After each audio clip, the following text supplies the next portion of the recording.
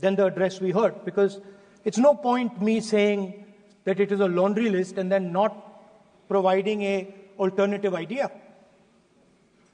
And so today I would like to lay out some dimensions of what an alternative address would look like, what the India Gathbandhan would probably focus on, and where we would lay emphasis.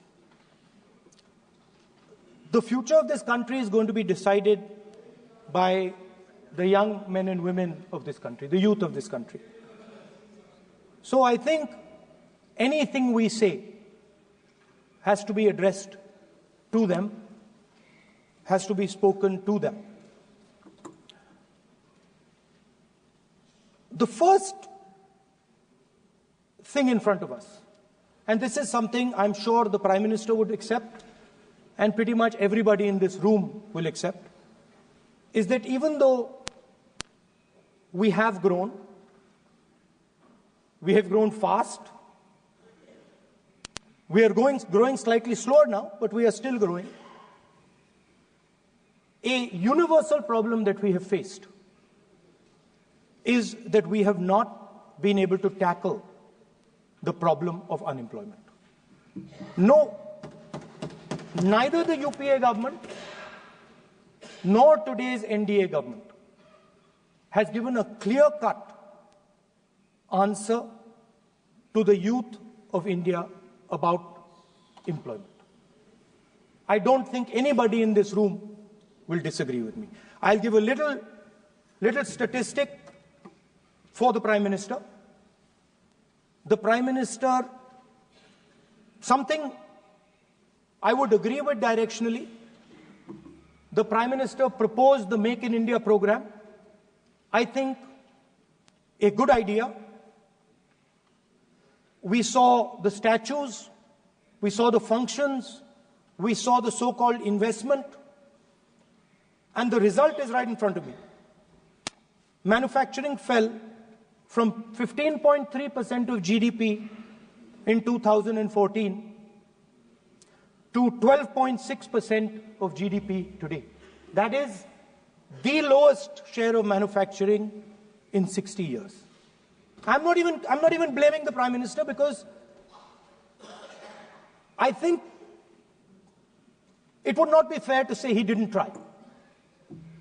I could say that the Prime Minister tried, and I think conceptually Make in India was a good idea, but it's pretty clear that he failed, because manufacturing went from 15.3% of GDP to 12.6%.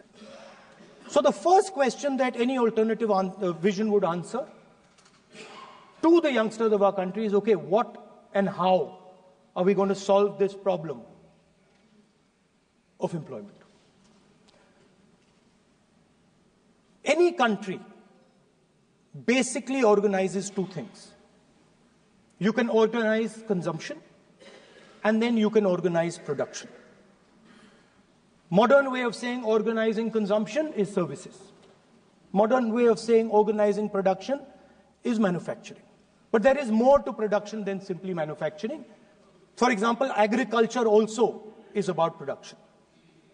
Now, pretty much every government since 1990 has done a decent job on consumption, on organizing consumption.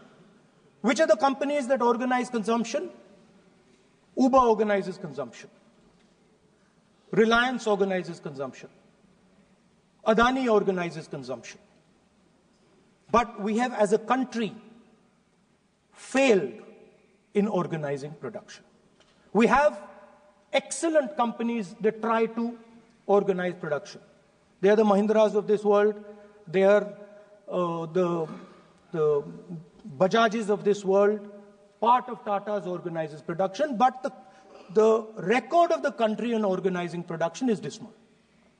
And essentially what we have done is we have handed over the organization of production to the Chinese. So this mobile phone, even though we are saying we make this mobile phone in India, that is not a fact. This phone is not made in India. This phone is assembled in India. All the components of this phone are made in China. The network that has produced this phone is made in China, is owned by China. So every time we use a phone, every time we wear a Chinese shirt, a Bangladeshi shirt, every time we wear a pair of Chinese sneakers, we are paying a tax to China. Because some Chinese youngster is earning a salary to make or to produce that product. So the first message I would give in a presidential address would be that India has to focus completely on production. Because if we do not focus on production and we continue to focus only on consumption, we will find that we will run huge deficits, we will increase inequality, and eventually we will run into a serious problem. Social problem because of unemployment, which we are already facing. If you look at the numbers of the amount of people who are in jail, if you look at the numbers that are spent on internal security, if you look at the numbers spent on our police forces, they're all spiraling. They're all rising. And everybody understands that social tension is on the rise in India. So now the next question comes, okay, so where is this employment going to come from? What is India going to produce?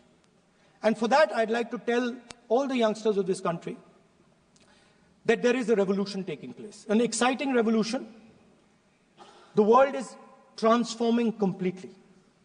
And the change that is taking place, at the heart of the change that is taking place, we are moving from the world of the internal combustion engine to the world of the electric motor. We are moving from petrol to batteries. We are moving wind, solar, potentially nuclear energy. So our entire way of moving is changing. And this is going to change every single thing. It is going to change warfare. It is going to change medical treatment. It is going to change education. It is going to change how we eat. It is going to change every single thing. Now, the last time there was a revolution, called the computer revolution, the government of India had a clear focus. We looked at that revolution. It was the Congress government. We looked at the revolution and we decided clearly that we are going to focus on the development of software. And we rode the wave of that revolution. And today you can see the result. I remember people laughing. I remember people laughing when the computer was being talked about. You mentioned Mr. Vajpayee. I respect Mr. Vajpayee, but Mr. Vajpayee gave a speech saying that computers are of no consequence to India. So, what is important when there is a revolution? What is important is that you understand what are the drivers of that revolution and where exactly do you need to focus, where exactly do you need to sit in that revolution. I said that this revolution is going to change everything. And I want the youngsters in this country to think about it. There is a war going on in Ukraine. The war in Ukraine is actually a war between the internal combustion engine and the motor, the electric motor. The electric motor is inside the drone, the engine is inside the tank.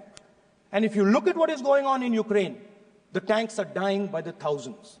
And small little drones with electric motors, small batteries, not much bigger than that, are destroying the entire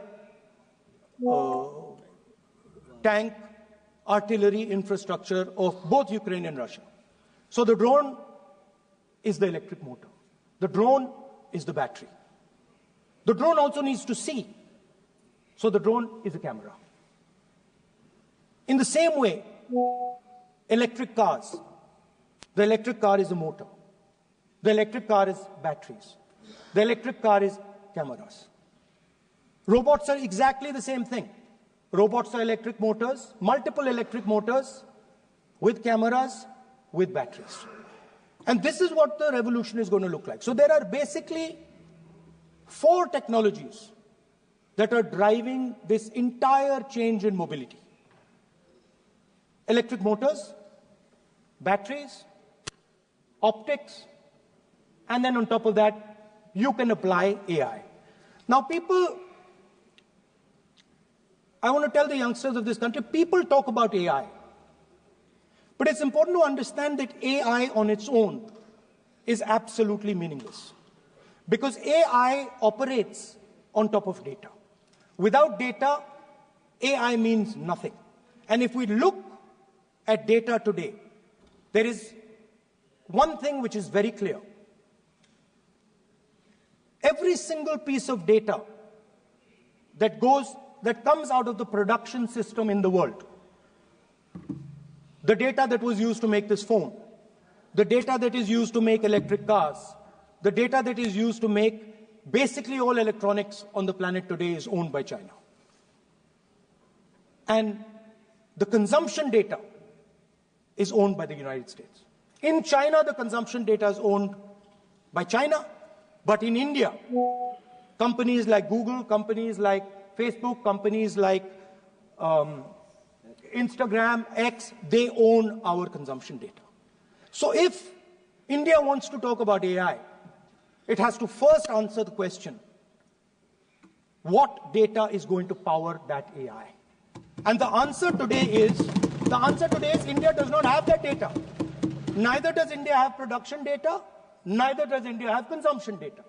We have handed our consumption data to the big American companies, and the production data we don't have anyway. So what would that vision look like? The first thing, we would start getting youngsters excited about this revolution. We would start to introduce the idea of a completely new way of moving, a complete revolution in how things move. We would start teaching our children in schools about batteries, about electric motors, about how these things combine, about how drones, robots, electric cars are structured, how they will work together. And most important, we have to start building a production network so that we can get access to production data. Now, what would we focus on? We would not give you a laundry list. China has at least a 10-year lead on India in this space. China has been working on batteries, robots, motors, optics for the last 10 years, and we are behind. So what would our president's address say to the youngsters? We will choose critical areas in each one of these technologies, and we will start to build capabilities in those areas. The second thing we would do, we would ensure that our banking system is not captured by 2 or 3 companies that basically do not allow you to build a production system.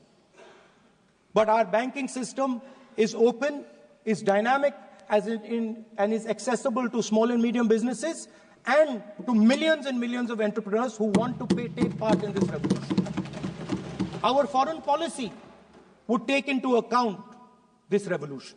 When we talk to the United States, we would not send our foreign minister to invite our prime minister to his coronation.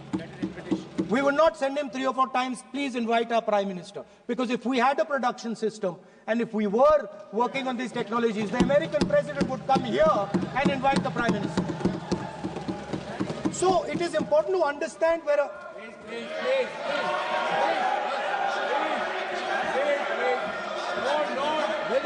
foreign policy.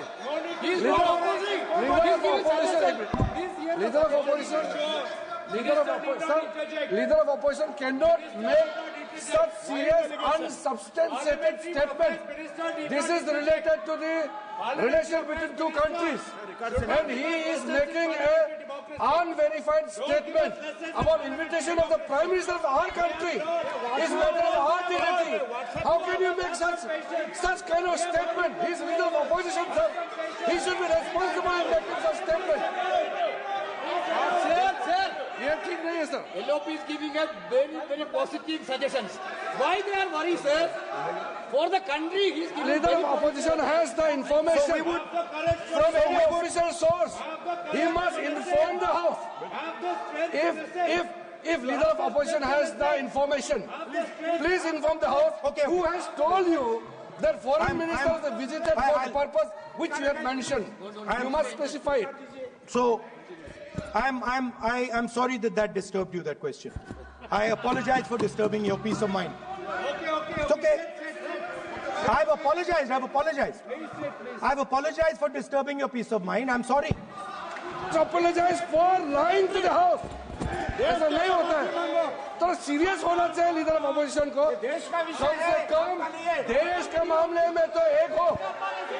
देश के मामले में तो एक voice से बोलना चाहिए. ये गलत बात है.